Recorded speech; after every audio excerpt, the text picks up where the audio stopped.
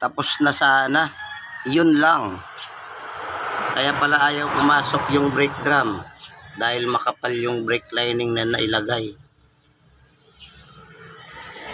Ayan o. Sagad na yung adjuster niyan. O. Kabilaan ko na yan sinagad pababa.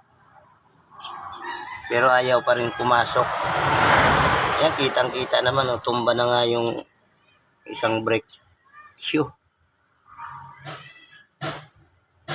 Yun lang. Patapos na sana. Gulong na lang sana ikakabit. Ang problema, makapal yung lining. Kasi ang alam ko nito, medyo manipis lang ang brake lining nito. So no choice, papalitan ulit ng panibagong lining.